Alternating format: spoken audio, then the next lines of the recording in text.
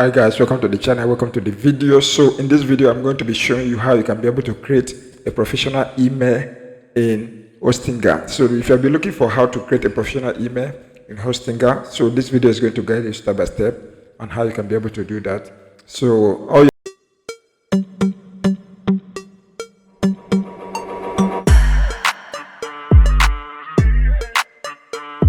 log into your Hostinger account. So for those that don't have a Hostinger account yet, I have a amazing coupon code that can help you to get this for as low as $28 or $26 and $25. So all you need to do, the link is below this video so that you can be able to access it right now. So if you are going to do this as in just get a professional email for yourself, all you need to do, come to emails, click on emails, then see the one I've created. Okay, this is just the hosting domain, the hosting domain. So I will click on that is manage.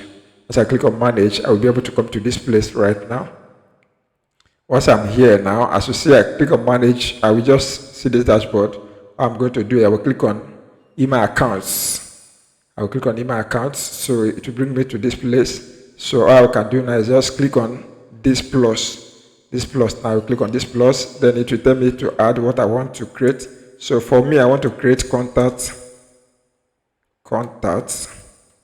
as the next email. So contact at this domain name.com. So my password has been added already. So if you need, you can add your password. And remember, your password must have one number, one lower case letter, and 88 to 50 characters. And this must ensure that your password meet up this expectation, these 6 expectations. Then once you are done, you can just click on create. Click on create, just like that. I've been able to create this professional email. All I can do now is just keep.